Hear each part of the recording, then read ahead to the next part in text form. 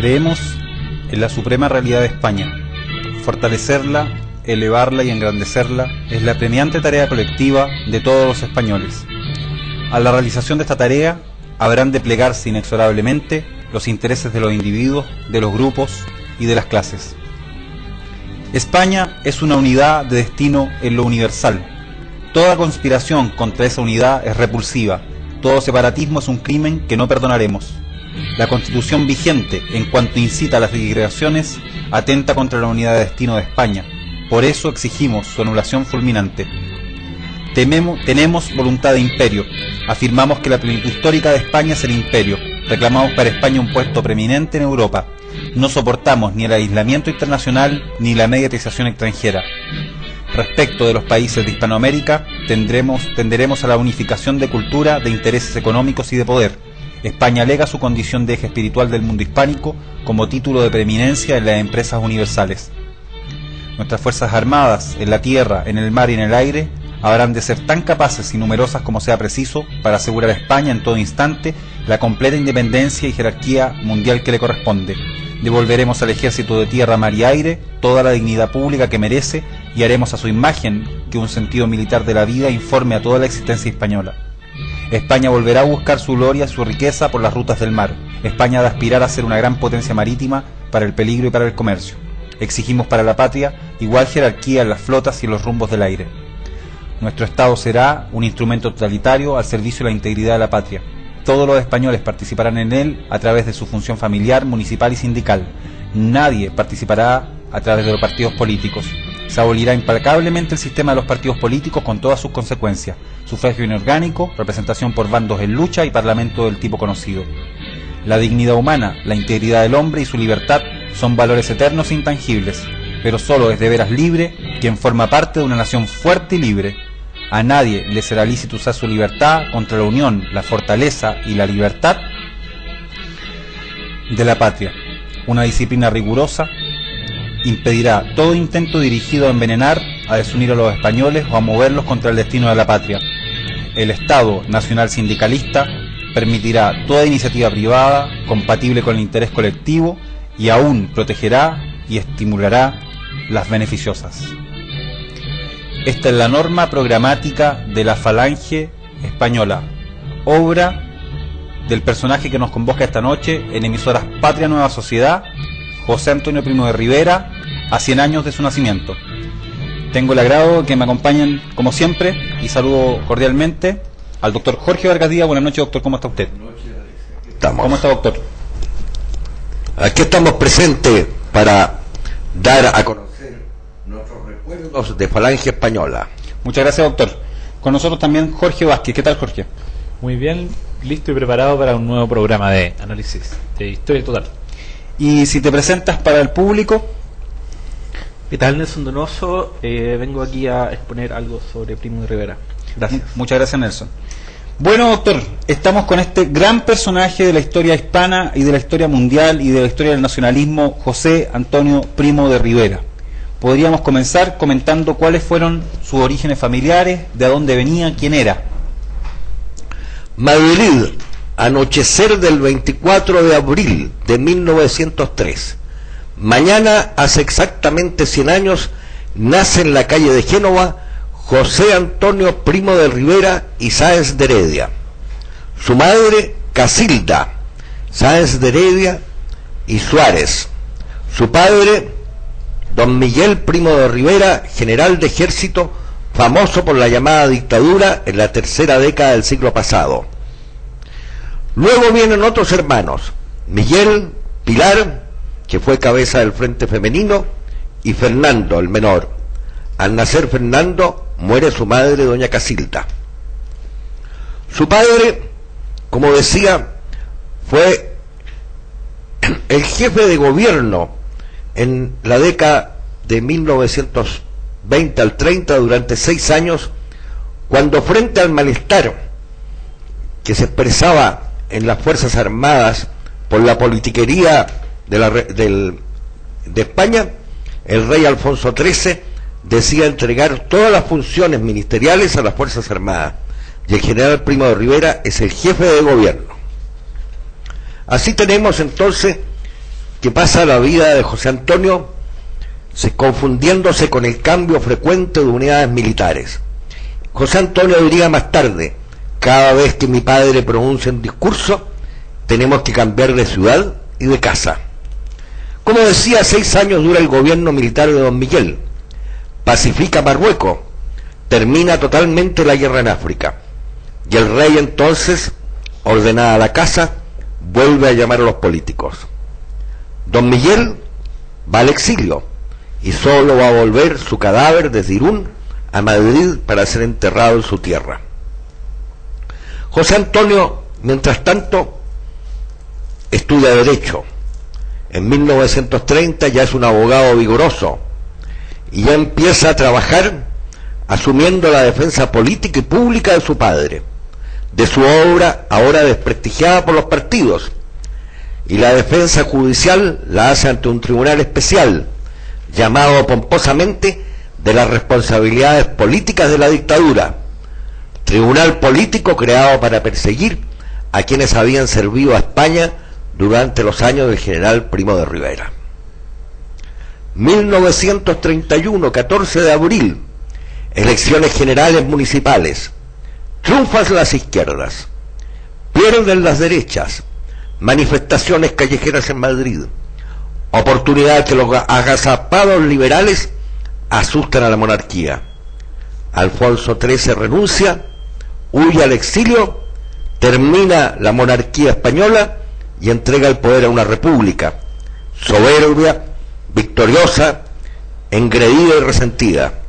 José Antonio dice: ha llegado la hora de los enanos.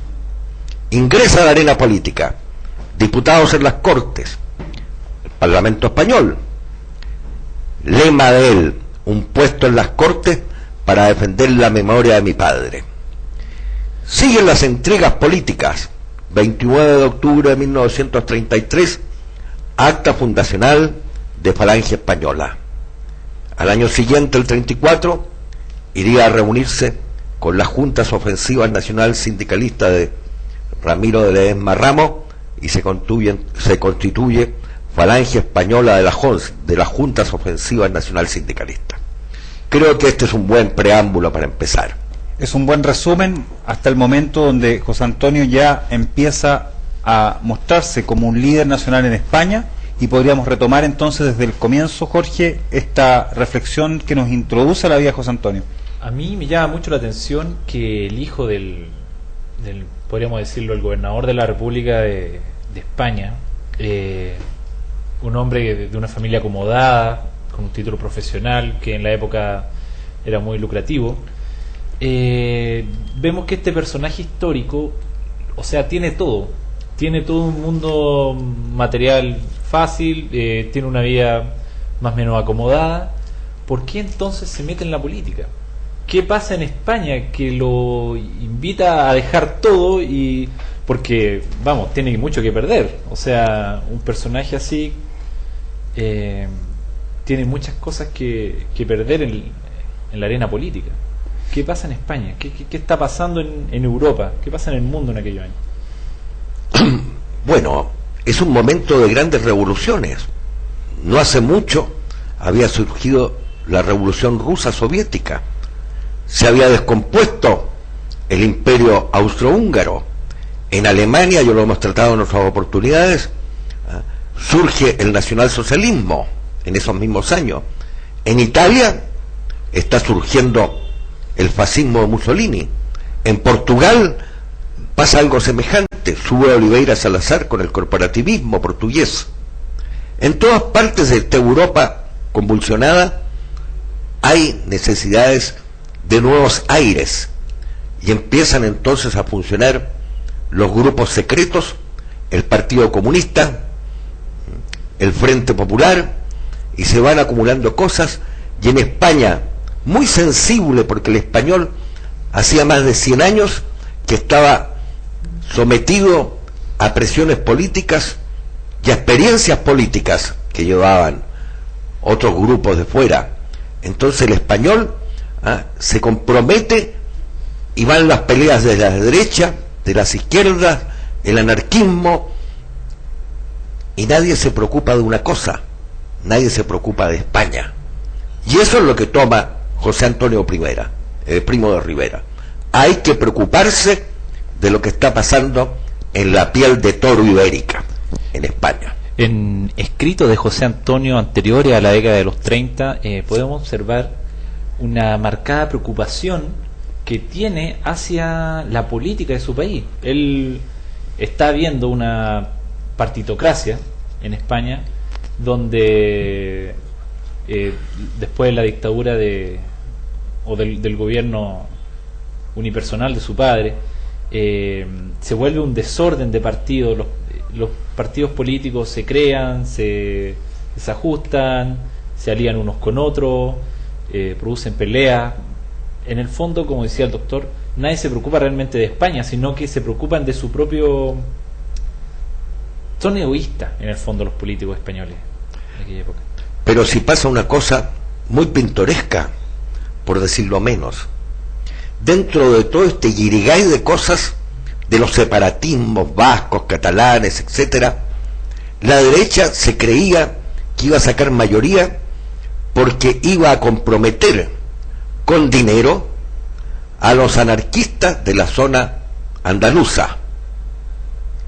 Pero cuando llegan, ya las izquierdas han pagado y los anarquistas en esa oportunidad votan por la izquierda y viene este triunfo, como he expresado, este triunfo municipal que aparece como abismante, pero si era nada más que un triunfo municipal, no era más allá de eso, manifestaciones callejeras, y el rey, como decía José Antonio, la monarquía, cuando cayó, era nada más que una cáscara seca, no había nada dentro, porque España, decía, siempre ha sido democrática, los fueros españoles, todo ha representado que el pueblo es democrático, pero la cabeza es monárquica, al revés de lo que pasaba en Francia, donde las cabezas eran monárquicas, donde las cabezas eran republicanas y donde los pueblos eran monárquicos.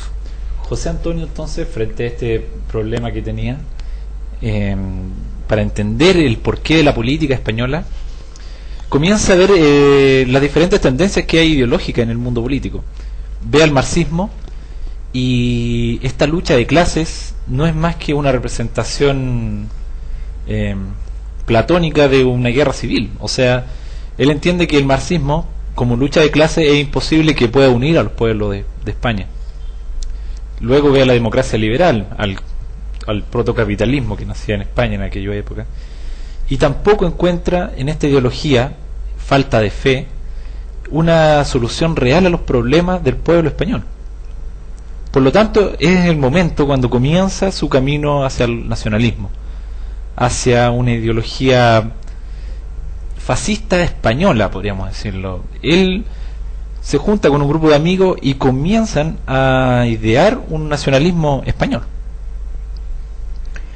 Adicionalmente hay un punto importante que mencionar, que es el sentido de España en el mundo, que se ha perdido a partir de la guerra con Estados Unidos, que le hace perder la mayor parte de sus colonias de ultramar, y con esto el gran imperio español de Carlos V termina definitivamente por desaparecer.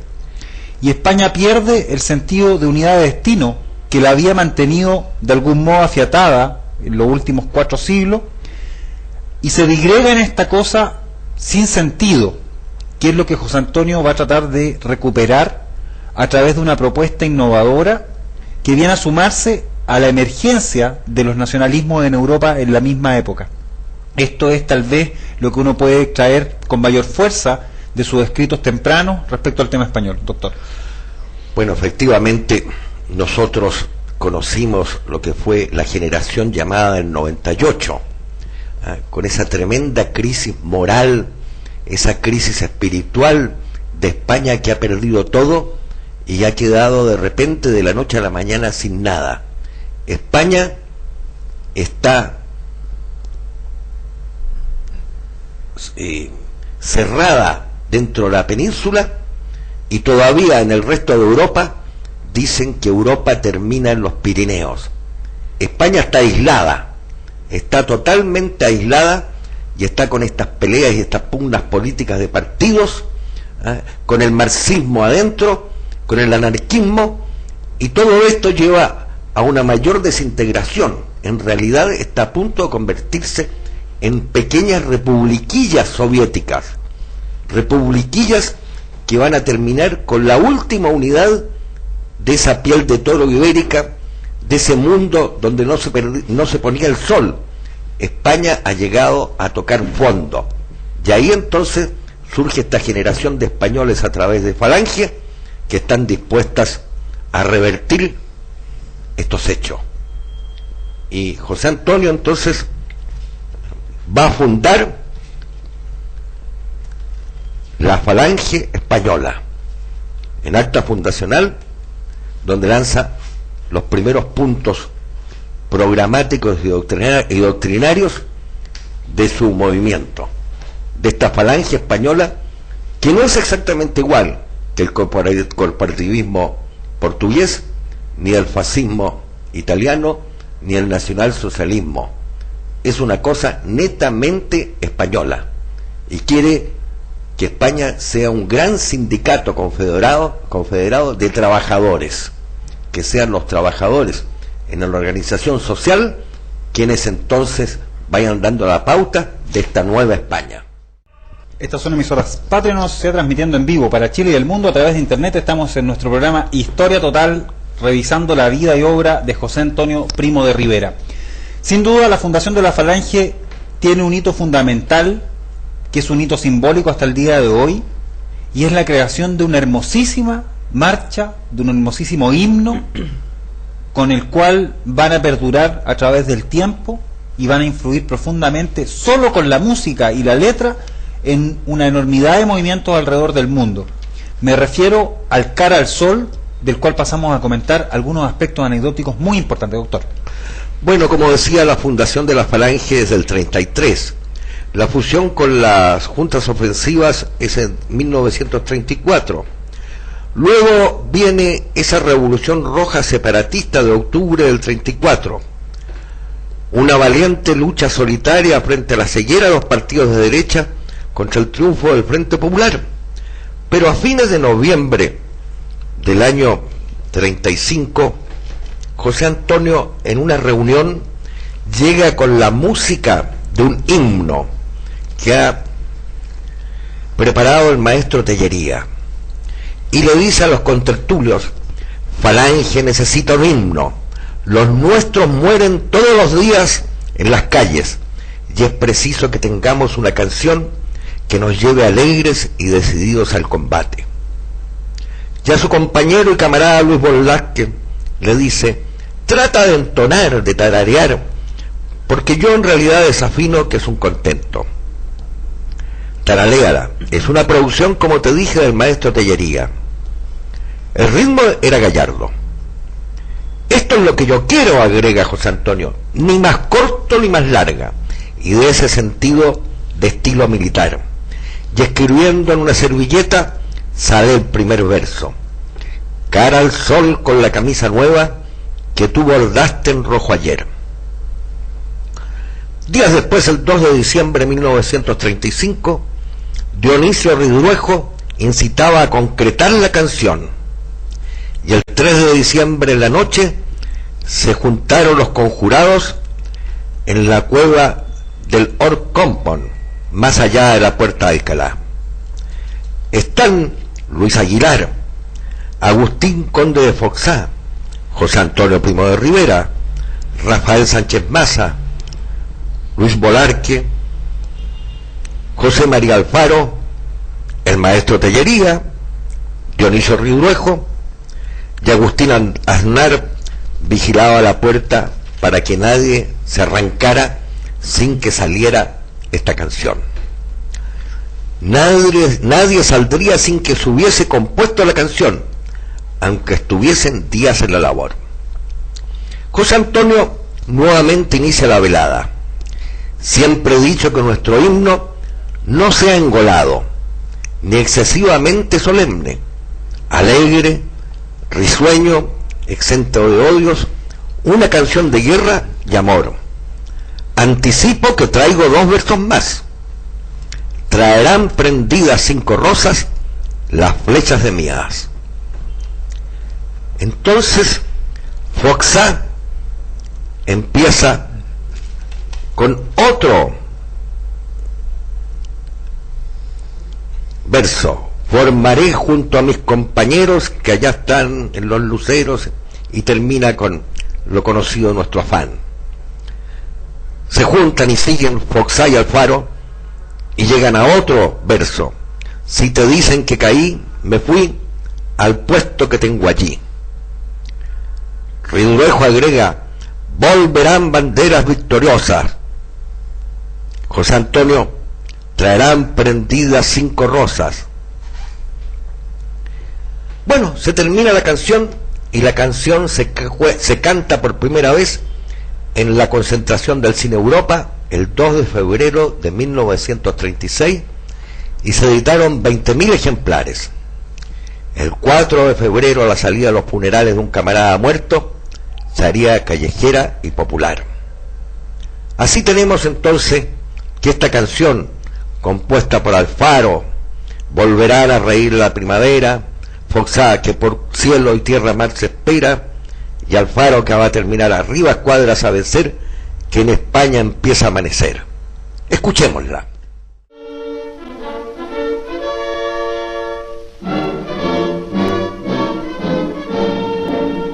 Cara al sol con la camisa nueva que tú bordaste en rojo ayer, me hallará la muerte si me lleva y no te vuelvo a ver.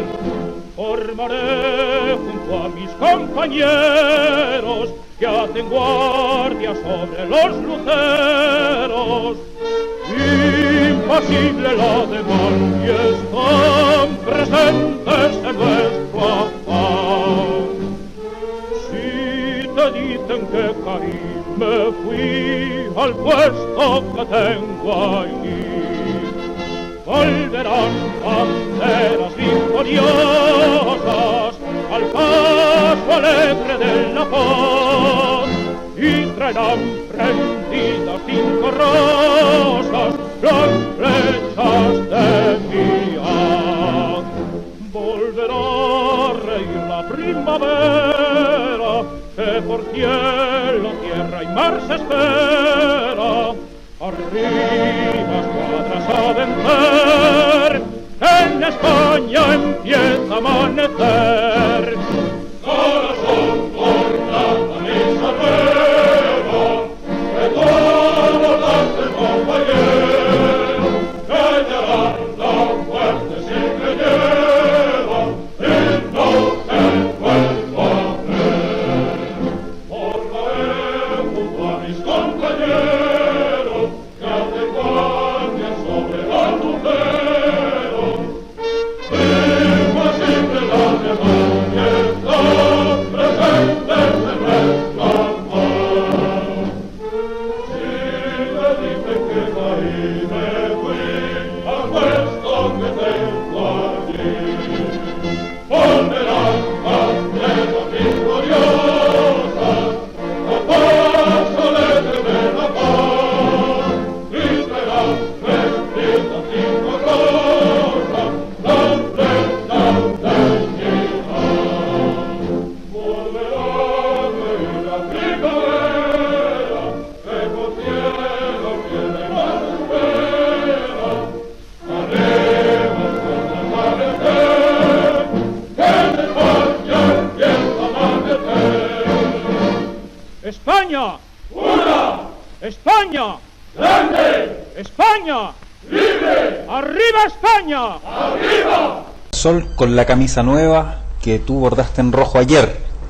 Esta hermosa canción va a generar un marco de profunda atracción para la falange dentro de la juventud española, mayoritariamente, en un contexto político que es muy interesante y muy importante para entender el proceso que se está desarrollando. Nelson. Siguiendo lo que estaba siendo señalado, la falange española surgió y su figura principal, que fue José Antonio Primo de Rivera, en un periodo muy convulsionado debido al gran gregarismo político que existía en España en aquel periodo. La partitocracia gobernante llevó a una España totalmente separatista. La mayoría de las naciones que en ese periodo se encontraban en España tenían intenciones de separarse del pueblo español, pero más que nada por una cuestión de oportunismo, más que por una razón realmente de sentir una tradición. Lo que puedo decir de la Falange es que surgió en un periodo, en un contexto en el cual surgieron un montón de movimientos socialistas nacionales, o sea, equivalente a un ejemplo en España, o sea, en Italia la Falange, o sea, el fascismo italiano, el Nacional Socialista Alemán, en Rumania la Guardia de Hierro dirigida por Codreanu. Sin embargo, la Falange española tenía distinciones propias debido a su catolicismo. O sea, aun cuando la mayoría eran religiosos, su catolicismo lo hacía un movimiento distintivo. Aun cuando muchos lo definen como un catolicismo anticlerical, un poquito heterodoxo, por así decirlo, José Antonio Primo de Rivera fue un hombre muy católico, y lo señala claramente cuando dice que el hombre es portador de valores eternos.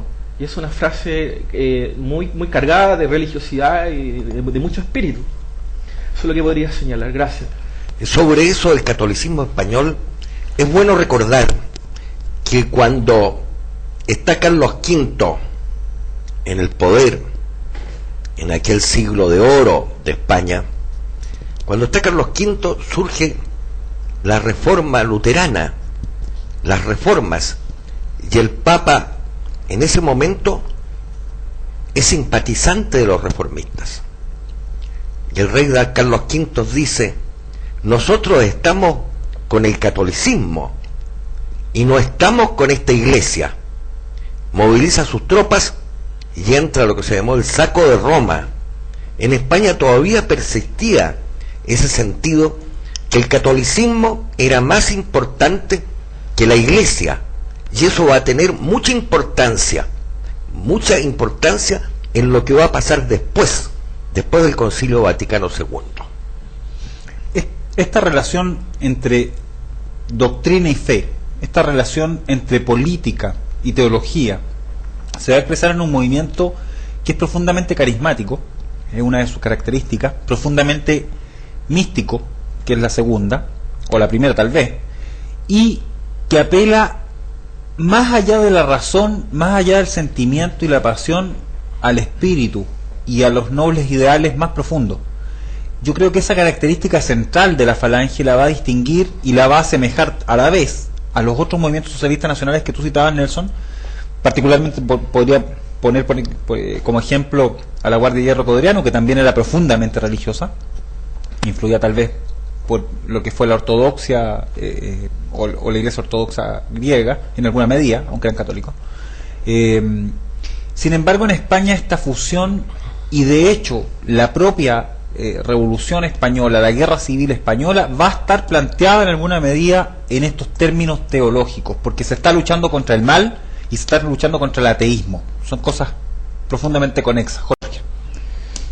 La creencia en un futuro mejor de España, la fe en un mejor gobierno para todos los españoles, yo creo que también está muy enclaustrado en este sentimiento religioso, muy fuertemente arraigado por José Antonio Primo Rivera, que se considera a sí mismo católico apostólico romano. Interesante. Doctor.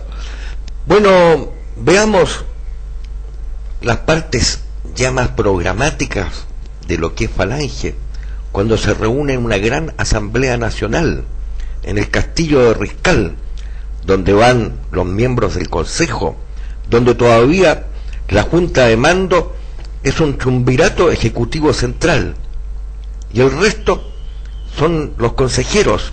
Las funciones de este triunvirato todavía son presididas por el presidente del consejo, quien desempeña el cargo, y ahí se reúnen los representantes provinciales, los de Cataluña, los de Santander, los de Sevilla.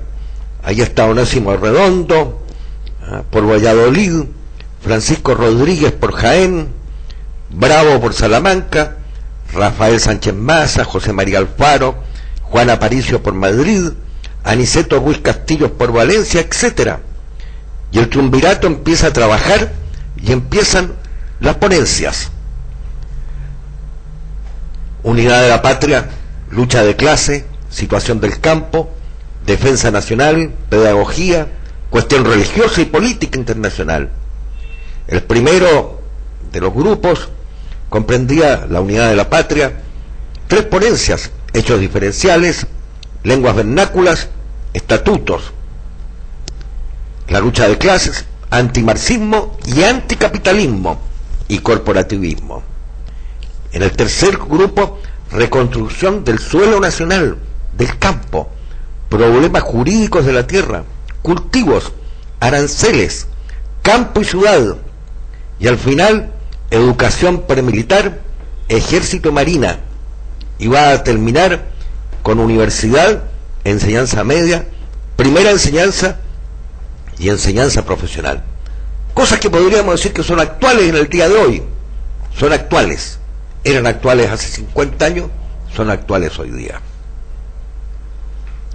Y así, de ahí va a salir quién es el jefe. José Antonio todavía no se decide, pero ante los hechos y los pareceres, dice José Antonio: ahora es cuando puedo decirte que lo he hecho por vos. Otros salva a la falange de la descomposición, acaso de la muerte. Yo veré si soy capaz de cumplir con mi deber, que es tan duro y penoso, pero pase lo que pase, jamás olvidaré el desinterés de los camaradas que me habéis hecho jefe nacional por creerme el más dispuesto al sacrificio y pensando únicamente en el bien del movimiento. Y en esa reunión tenemos que ya José Antonio es el jefe indiscutible de falange de las Juntas Ofensivas Nacional Sindicalista. ¿Cuál es la personalidad? ¿Cuál es el estilo? ¿Cuál es el carisma que tiene este español, hijo de un militar, con fuertes convicciones desde su juventud, estudiante de Derecho, que lo llevan a asumir esta jefatura y a ser reconocido por los demás como el líder muy importante? Habían otros líderes, Ramiro de Maeztu no es menor en esto, y hay otra gente más, que sin embargo se van a supeditar a la figura de José Antonio. ¿Qué es José Antonio Primo de Rivera, este español, para que los demás lo reconozcan como el líder del movimiento?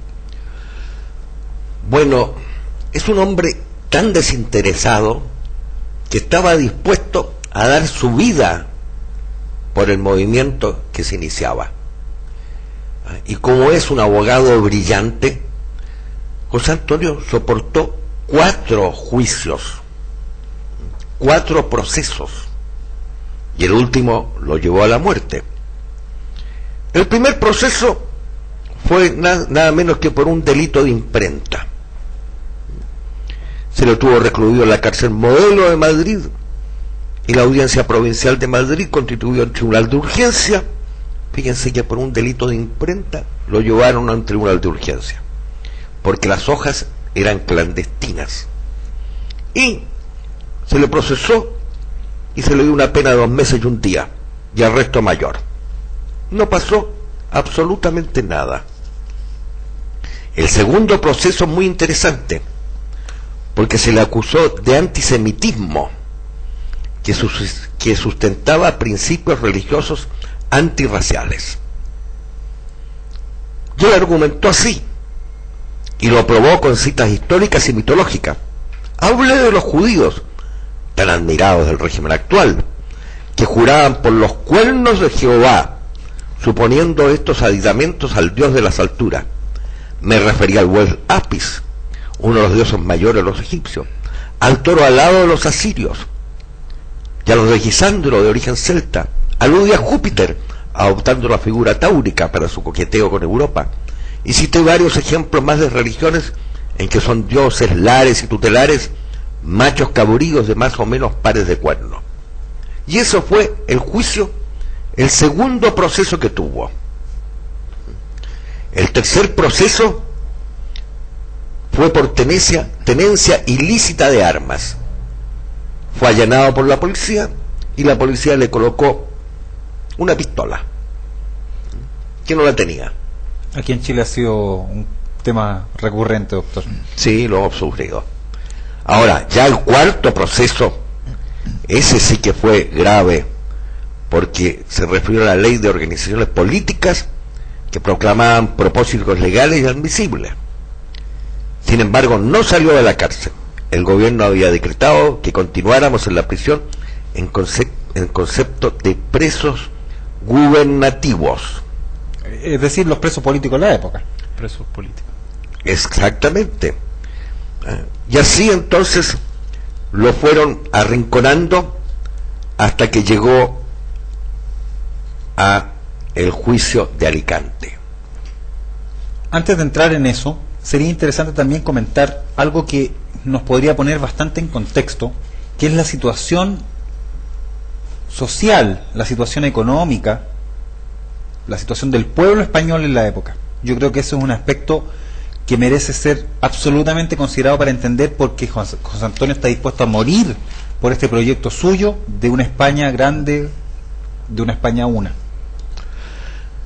Bueno, si nosotros que conocimos España al término de la década del 50 y que considerábamos que había quedado todavía totalmente destruida por la revolución, pero si España antes de la Revolución Española era una miseria espantosa. En una entrevista que tuvimos con Franco, nos decía que la última obra de riego que se había hecho en España antes del triunfo de la Revolución eran unas obras de regadío en Tierra de Campos en época de Carlos III, 1790, cuando aquí se hacía el canal San Carlos. En esa misma época se hacía el canal San Carlos. No se había hecho más. Todo eran inauguraciones, todo eran proyectos, pero en realidad no se hacía nada. El campo estaba en una situación espantosa. No había ninguna industria. Habían comienzos de industria, fábricas de armas artesanales, fábricas artesanales de armas en Toledo, prácticamente una industria de tejido, por acá, por allá, pero el resto era miseria. El campo español era miseria.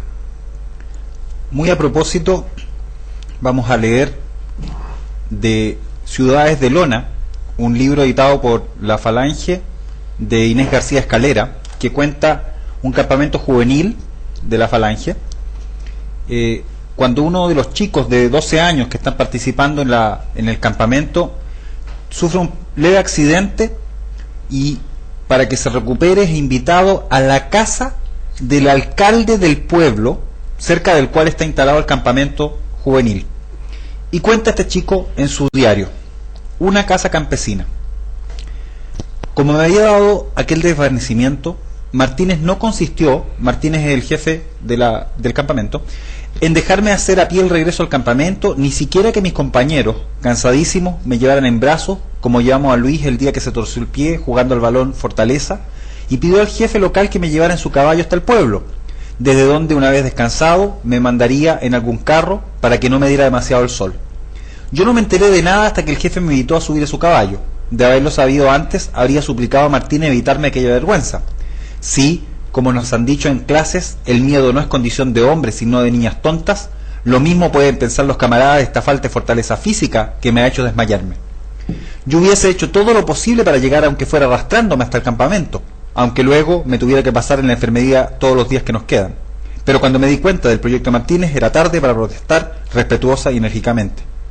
Ahora que ya ha pasado y he visto que al volver al campamento nadie me gastaba bromas de mal gusto, sino que todos me preguntaban con gran cariño si me encontraba mejor, y Guillermo me contó sus dudas por la mañana de si no debía dejarme ir al bosque, temiendo que me pusiera malo, cosa que no hizo por darme un disgusto, debo reconocer que me alegra haberme quedado una hora en la casa de un alcalde, pues ello me ha permitido ver de cerca cómo viven los campesinos en España. Yo no podía imaginarme tanta pobreza y tanta sobriedad llevada con tanta resignación y tanta mansedumbre. La casa del jefe local y el alcalde del pueblo es poco más o menos que una choza de piedra, pequeña y estrecha. La única pieza importante es la cocina, baja, con una gran chimenea de campana y una mesa y unas banquetas toscas de pino. En ella hacen toda la vida familiar el jefe, su mujer y sus 4 hijos. No hay adorno alguno, solo un retrato de Franco y otro de José Antonio, un banderín de la Falange y el casco de acero agujereado por 2 balas que el alcalde llevó en la guerra, en la que estuvo voluntario en una de las famosas banderas de Castilla. Luego hay unos aperos de labranza y algunos cacharros de barro cocido. El alcalde tiene unas tierrecitas que cultiva personalmente y vive de lo que le producen. El pueblo tiene luz eléctrica, pero no hay más agua que la de la fuente, de la plaza. Ni un solo lujo, ni apenas una comodidad. Y sin embargo todos están alegres y conmigo han sido amables y hospitalarios como si fuese un hijo más. Me llevó a su casa y me entró en brazos a ella, echándome sobre la cama de matrimonio, muy grande, eso sí, y con una montaña de colchones. Me trajeron un tazón de leche de cabras y media hogaza de pan moreno y duro, porque solo amasan una vez cada semana. Los niños me miraban llenos de esa tremenda curiosidad de los aldeanos. Después de desayunar, el jefe se empeñó en que durmiera unas horas y cerró la ventana para que no entrase el sol. Como ya mi cuerpo se acostumbraba a la colchoneta de hojas de maíz, la lana de aquellos colchones me sofocaba y no pude dormir. Además me desazonaba un olor intenso a animales domésticos, pues en la cuadra tienen el caballo y 2 mulas de labor, y en la cochiquera una cerda con varios coratos, como llaman aquí a los lechoncillos, que gruñían como fieras. Pero descansé. Qué buena falta me hacía.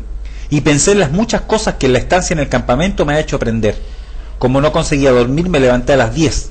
La mujer del alcalde estaba en la cocina preparando el almuerzo y una viejecita hacía la calceta sentada a la puerta. El alcalde ha ido a trillar con 2 de los chicos mayores y los pequeños jugaban en la callejuela. Les pedí que me acompañasen a la era donde su padre, en mangas de camisa y con un gran sombrero de esparto, aventaba el trigo a fin de separar el grano de la paja mientras los chicos pasaban y volvían a pasar la trilladora, enganchada a una mula. Allí no había ninguna máquina y todas las operaciones, según me dijo el alcalde, las hace con los mismos instrumentos que ya utilizaron sus abuelos: el arado romano, la escarda, la hoz y la guadaña. El padre y los hijos sudaban a chorros, pero cantaban y bromeaban. Estuvo trillando un rato y como apretaba mucho el sol, el jefe interrumpió la faena y volvimos al pueblo. Entre los nombres de los caídos que figuran junto al de José Antonio en la fachada de la iglesia, 2 eran de hermanos suyos, otros de un cuñado y otros de un primo. Estos y uno de los hermanos fueron asesinados por los rojos por ser falangistas. El otro murió en el frente de Aragón en el año 38. Aunque el pueblo tiene solo unos 1000 habitantes, en la lista de caídos hay 26 nombres. Entramos en la iglesia a rezar un Padre Nuestro por ellos. El cura me enseñó en la sacristía los restos de unas imágenes que destrozaron los marxistas. Lo raro es que no quemaron el retablo, que es magnífico. Estuvimos luego en el ayuntamiento, donde despachó unos asuntos y un concejal se empeñó en convidarnos a una copa en la taberna. Tuve que aceptarlo, aunque no me gusta el vino, porque ellos bebían a la salud de los flechas. Comimos a las 12 en la cocina.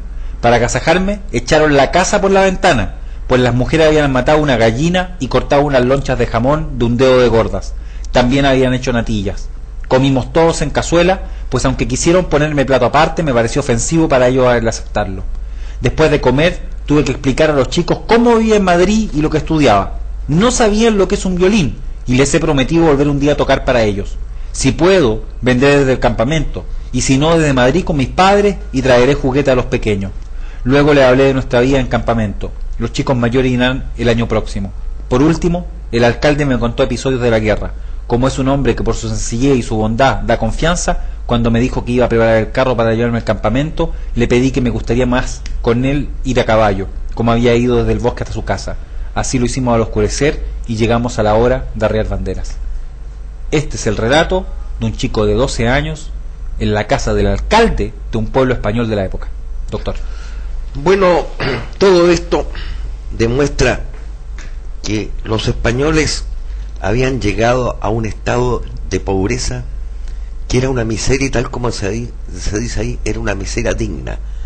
Pero en las ciudades había entrado el virus marxista y el virus de los grupos secretos, de las logias, que querían específicamente atacar esa bondad del pueblo y esa religiosidad, y ese era su principal objetivo. Y eso fue lo que pesquisó Falange y decidió atacarlo a fondo y se incorporó a esta lucha que se iba a iniciar el día 18 de julio de 1936 y que José Antonio, el día antes, estando en la cárcel de Alicante, va a lanzar un manifiesto porque ya había sido el asesinato de Calvo Sotelo. Estamos en nuestro programa Historia Total. Ha comenzado la Guerra Civil Española, el momento previo, o se ha dicho, la guerra que anticipó la Segunda Guerra Mundial. Un momento de extraordinaria dureza para el pueblo español. Un momento donde habían dos posibilidades muy claras: o terminar siendo una república marxista, o liberarse de esta república que había impulsado a España a perder completamente sus tradiciones y su historia. Doctor. Como decía, el día antes del alzamiento nacional, José Antonio, desde su prisión, ha enviado una carta, un manifiesto a los miembros de las Fuerzas Armadas y a los falangistas, instando a que vayan unidos a este alzamiento. José Antonio sigue en prisión mientras las tropas nacionales van desde Marruecos a Sevilla. Hay diversos alzamientos, algunos positivos, otros negativos, algunos como el alcázar de Toledo que quedan aislados, que sería oportunidad en otra vez para tratarlo. Pero José Antonio está sufriendo este juicio y me gustaría a mí referirme a unas páginas muy emotivas cuando va a quedar en capilla 24 horas antes de su fusilamiento. La noche anterior lo separan de sus hermanos porque estaba también Miguel y Fernando presos. Y dice: ¿dónde me lleváis? A la celda número 2 de la planta baja. Estaréis en capilla con los otros que iban a ser fusilados mientras no se disponga otra cosa. El guardián le dice: ¿qué se os ofrece? Por ahora que me dejéis solo. Un guardia comenta con parquedad al día siguiente: quisieron salir algunas manifestaciones callejeras a pedir vuestro indulto. Los guardias de asalto quebraron de cuajo el intento. Hasta la presencia de José Antonio traen un anciano recluso de noble porte que hace desmesurados esfuerzos por mantenerse erguido. Es la molestia de los grillos, dice el anciano, como excusándose. Se trata del presbítero José Ulaneles, que está de civil, de paisano, y apenas se retiran los guardias, el cura le dice: hijo mío, ¿crees en Dios? Sí, padre, creo. Disponte a confesar y comulgar ahora mismo. Estoy preparado. ¿Cuándo hiciste la última confesión? En la cárcel Modelo, padre, para las Pascuas de Resurrección. Rezaremos maitines sin breviario. ¿Recuerda las oraciones? Repite conmigo. Y en cierto pasaje de su acto de contrición manifiesta: acúsame, padre, de haber conducido al sacrificio a millares de jóvenes. ¿Te acusas de haber llevado al sacrificio a cuantos te imitaron?, murmuró el anciano, cuando en verdad tú eres llevado al sacrificio por todos ellos. Insiste José Antonio en su mea culpa, y una y otra vez el anciano rechaza con vigor su premisa. Eres tú, en cambio, quien morirás por todos. Es muy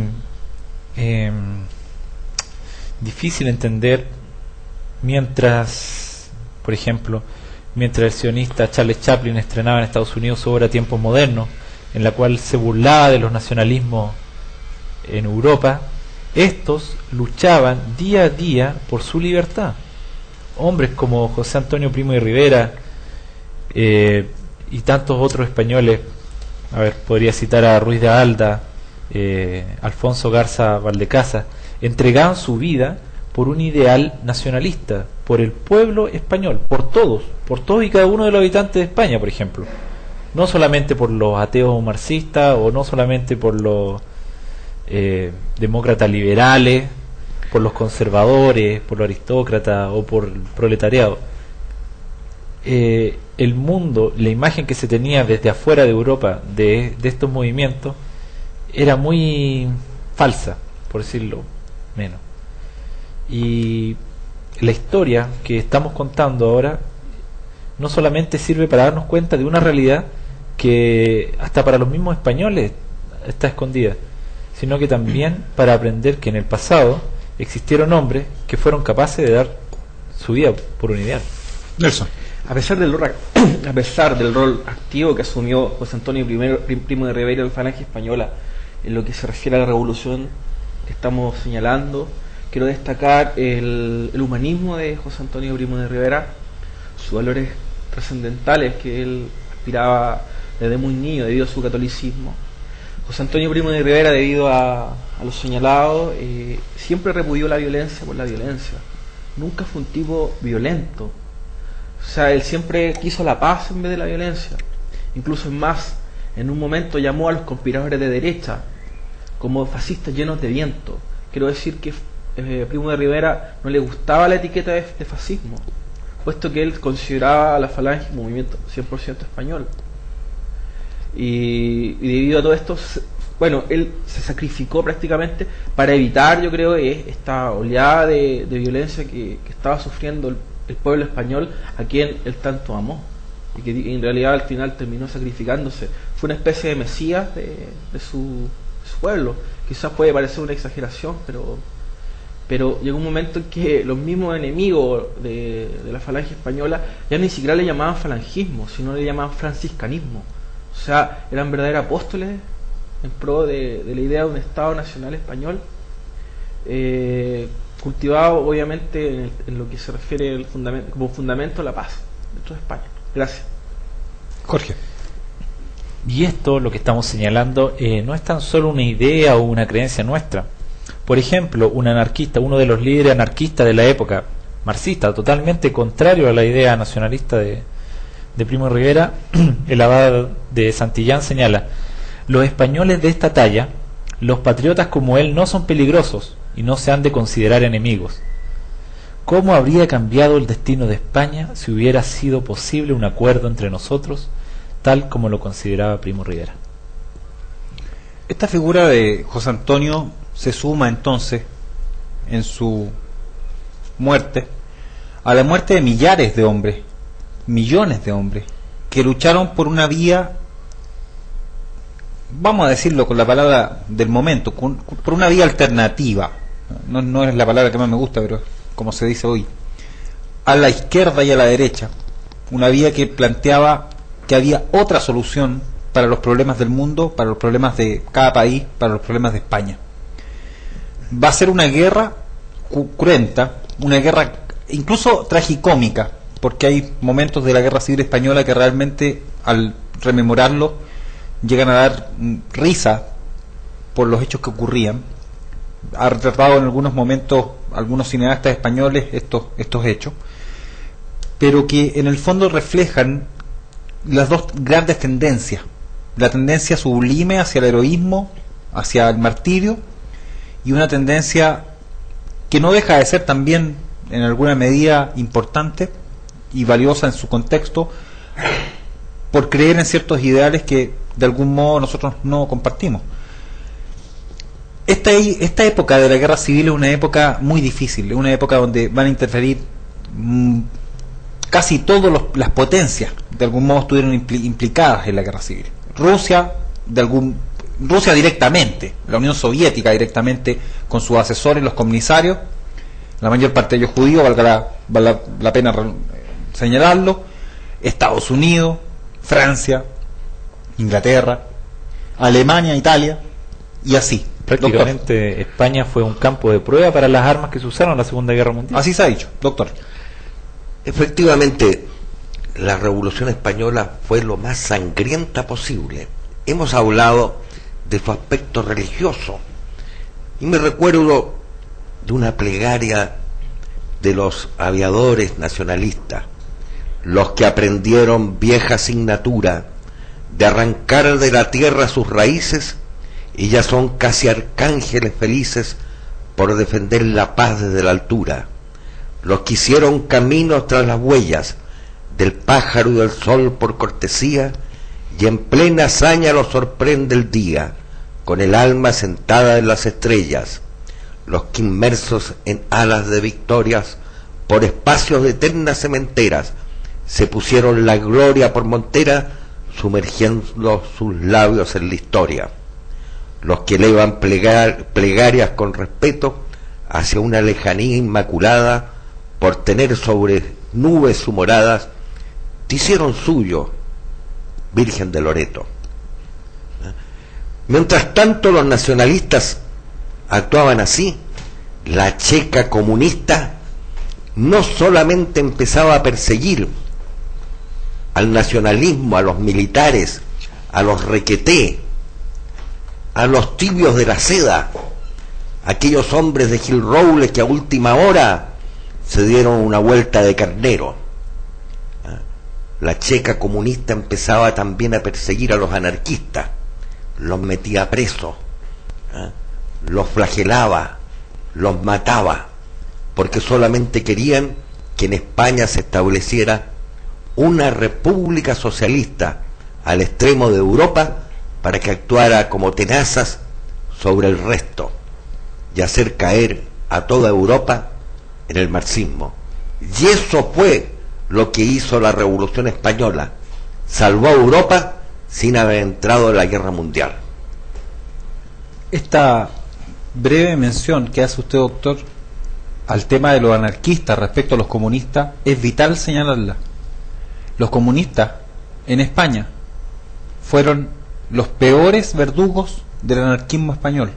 Desde entonces hasta el día de hoy, el anarquismo a nivel mundial ha repudiado ese hecho, y es una cosa común cuando uno lee anarquistas como Óscar Ortiz, nuestro amigo acá en Chile, el darse cuenta cómo está desde ese instante la sangre en el ojo, como se dice, entre el anarquismo y el comunismo, porque efectivamente los comunistas fueron los verdugos de los anarquistas españoles. Jorge.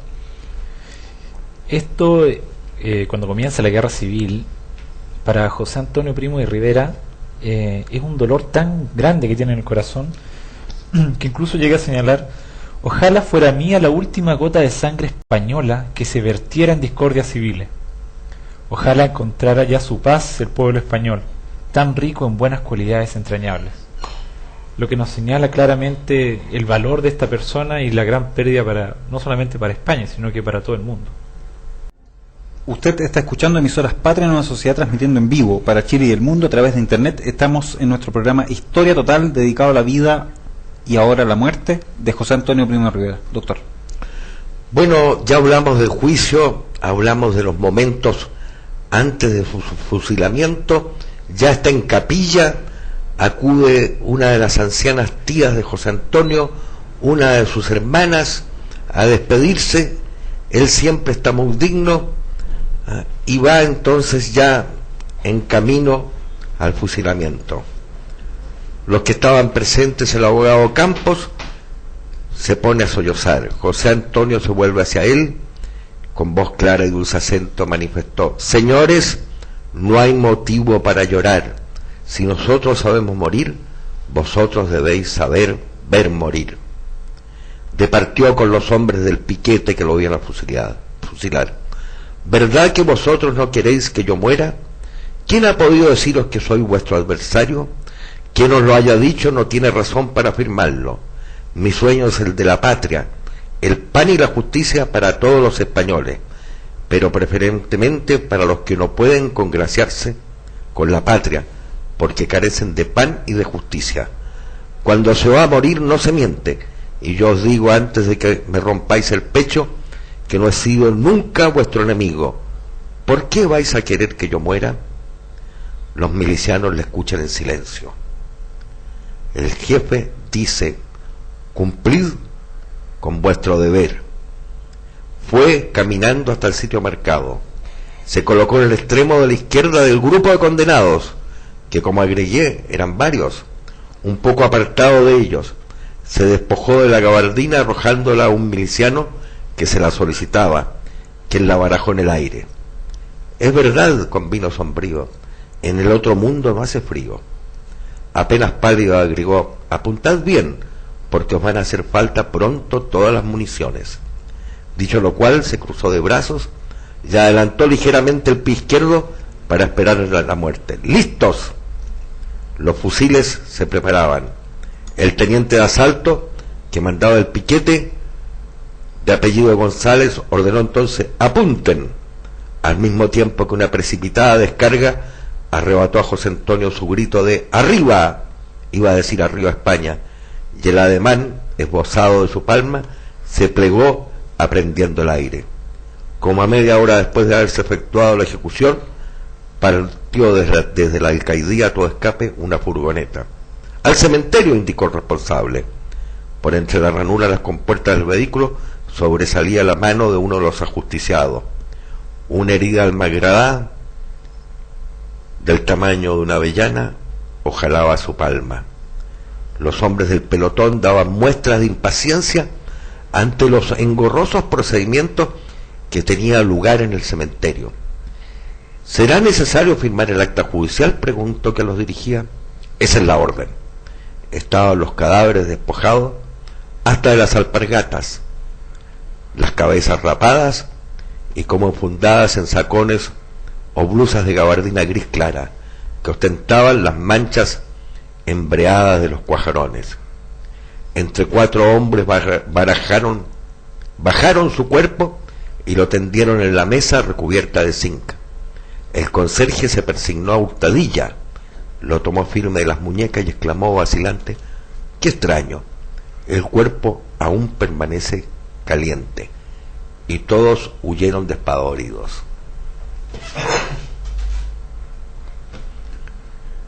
Muere José Antonio, como lo hemos escuchado, y sus últimas palabras son arriba España.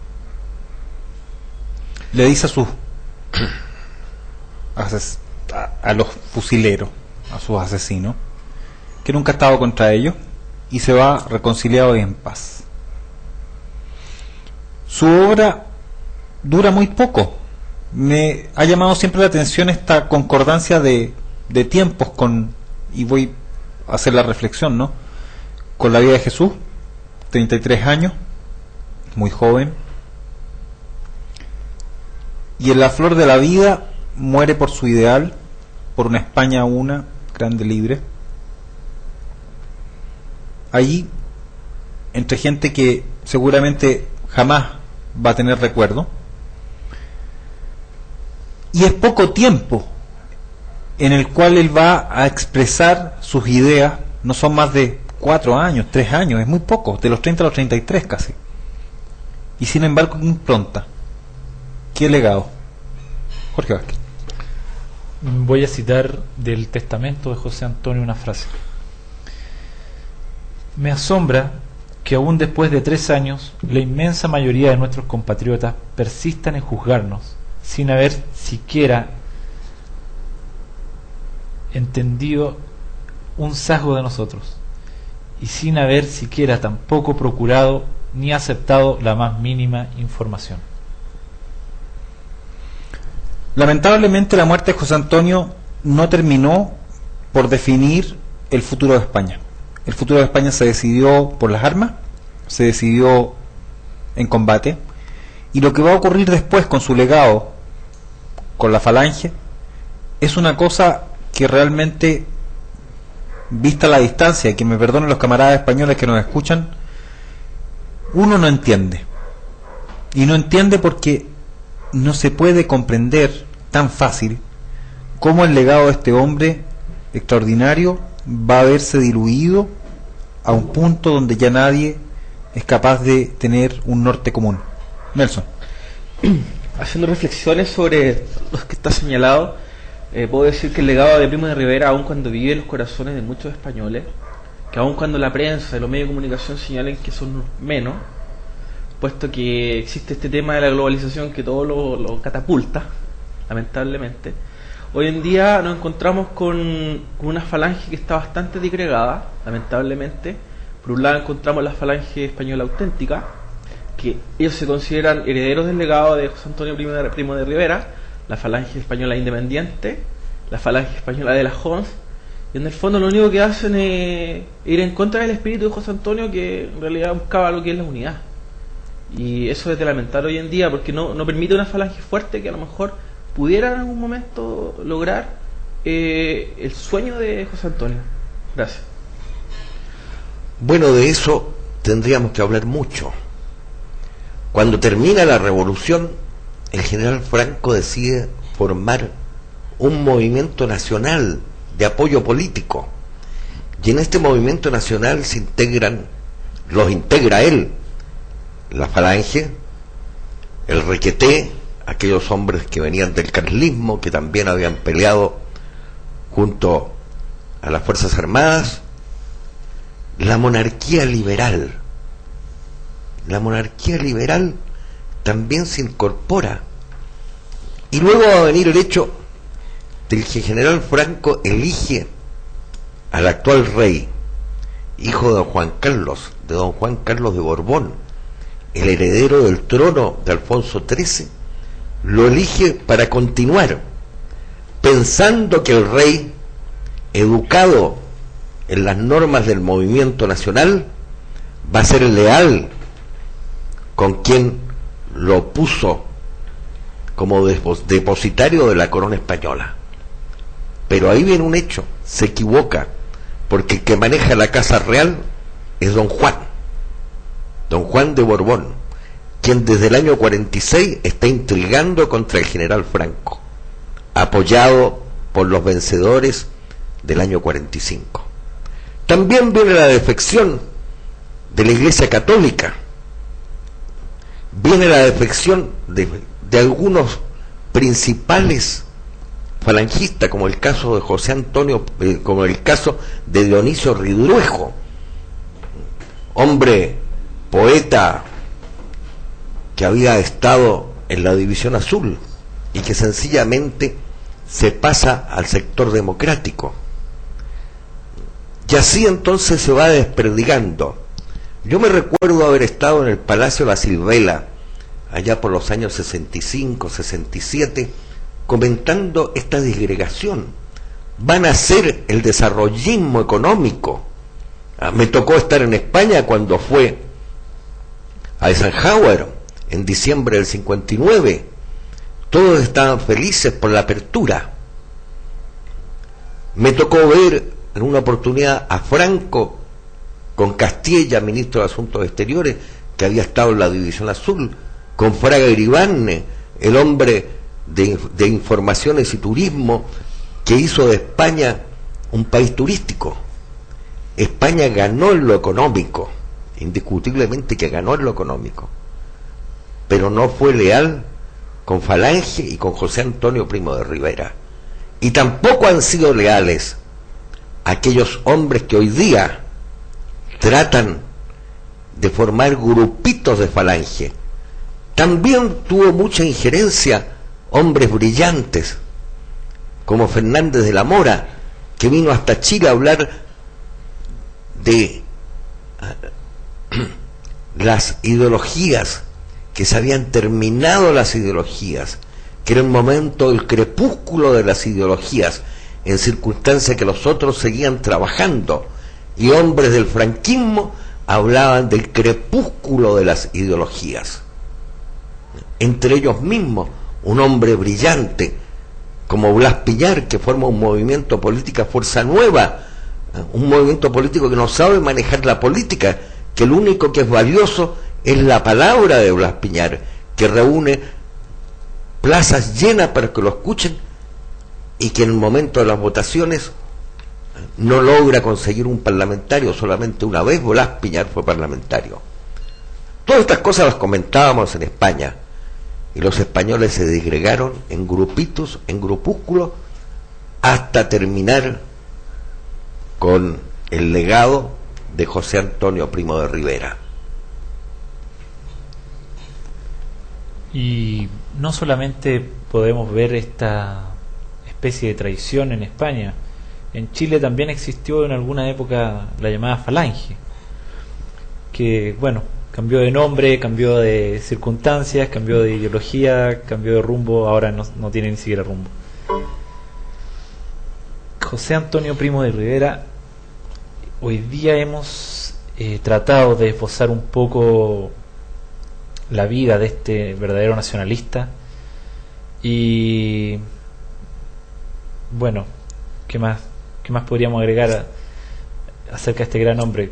Tal como la biografía que revisamos la semana pasada, hombres olvidados por la historia tradicional que hoy día en Historia Total hemos vuelto a la vida. José Antonio Primo de Rivera, presente. Nelson, ¿algunas palabras para culminar? Ojalá exista algún nuevo Primo de Rivera que pueda ser un verdadero caudillo del pueblo español en algún momento determinado, y más lo necesitamos ahora, en nuestros tiempos. Ojalá devenga algún día. Eso sería lo último que podría decir. Gracias. Condenado ayer a muerte, pido a Dios que si todavía no me exime de llegar a ese trance, me conserve hasta el fin la decorosa conformidad con que lo preveo, y, al juzgar de mi alma, no le aplique la medida de mi merecimiento, sino la de su infinita misericordia. Me acomete el escrúpulo de si será vanidad y exceso de apego a las cosas de la tierra el querer dejar en esta coyuntura cuenta sobre alguno de mis actos, pero, como por otra parte he arrastrado la fe de muchos camaradas míos en medida muy superior a mi propio valer, y como incluso he movido a innumerables de ellos a arrostrar riesgos y responsabilidades enormes, me parecería desconsiderada ingratitud alejarme de todos sin ningún género de explicación. No es menester que repita ahora lo que tantas veces he dicho y escrito acerca de lo que los fundadores de la Falange Española intentábamos que fuese. Me asombra que, aún después de 3 años, la inmensa mayoría de nuestros compatriotas persistan en juzgarnos sin haber empezado ni por asomo a entendernos, y hasta sin haber procurado ni aceptado la más mínima información. Si la Falange se consolida en cosa duradera, espero que todos perciban el dolor que se haya vertido tanta sangre por no habérsenos abierto una brecha de serena tensión entre la hazaña de un lado y la antipatía del otro.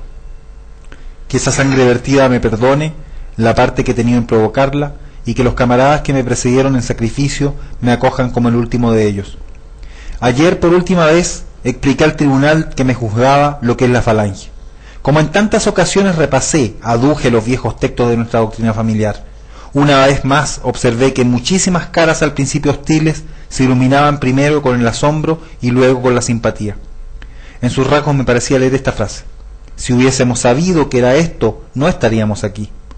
Y ciertamente no hubiésemos estado allí, ni yo ante un tribunal popular, ni otros matándose por los campos de España.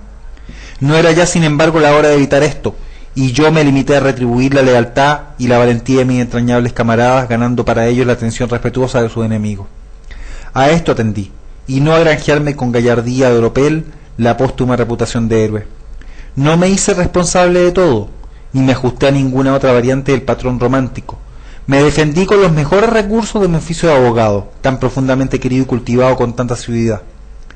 Quizás nos falten comentadores póstumos que me afeen no haber preferido la fanfarronada, allá cada cual. Para mí, aparte de no ser primer actor en cuanto ocurre, hubiera sido monstruoso y falso entregar sin defensa una vida que aún pudiera ser útil y que me concedió Dios para que la quemara en el holocausto de la vanidad como un castillo de fuegos artificiales. Además, que no hubiera descendido a ningún ardid reprochable ni a nadie comprometida con mi defensa, y si en cambio cooperaba la de mis hermanos Margot y Miguel, procesados conmigo y amenazados de penas gravísimas. Pero como el deber de la defensa me aconsejó, no solo ciertos silencios, sino ciertas acusaciones fundadas en sospechas de habérseme aislado adrede en medio de una región que a tal fin se mantuvo sumisa, declaro que esta sospecha no está ni mucho menos comprobada por mí, y que si pudo sinceramente alimentarla en mi espíritu la avidez de explicaciones exasperada por la soledad, ahora, ante la muerte, no puede ni debe ser mantenida. Otro extremo me queda por rectificar: el aislamiento absoluto de toda comunicación en que vivo desde poco después de iniciarse los sucesos solo fue roto por un periodista norteamericano que, con permiso de las autoridades de aquí, me pidió unas declaraciones a 1 de octubre. Hasta que hace 5 o 6 días conocí el sumario instruido contra mí, no he tenido noticia de las declaraciones que se me achacaban, porque ni los periódicos que las trajeron ni ningún otro me era asequible. Al leerlas ahora, declaro que entre los distintos párrafos que se dan como los míos, desigualmente fieles en la interpretación de mi pensamiento, hay uno que rechazo del todo, el que afea a mis camaradas de la falange el cooperar con el movimiento insurreccional, con los mercenarios traídos de afuera. Jamás he dicho nada semejante, y ayer declaré rotundamente al tribunal, aunque el declararlo no me favoreciese, yo no puedo injuriar unas fuerzas militares que han prestado a España en África heroico servicio, ni puedo desde aquí lanzar reproche a unos camaradas que ignoro si están ahora sabia o erróneamente dirigidos, pero que a buen seguro tratan de interpretar de la mejor fe, pese a la incomunicación que nos separa, mis consignas y doctrina de siempre. Dios haga que su ardorosa ingenuidad no sea nunca aprovechada en otro servicio que en el de la gran España que sueña la falange.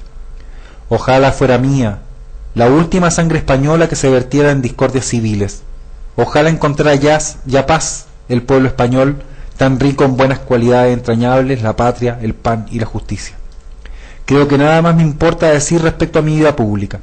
En cuanto a mi próxima muerte, la espero sin jactancia, porque nunca es alegre morir a mi edad, pero sin protesta.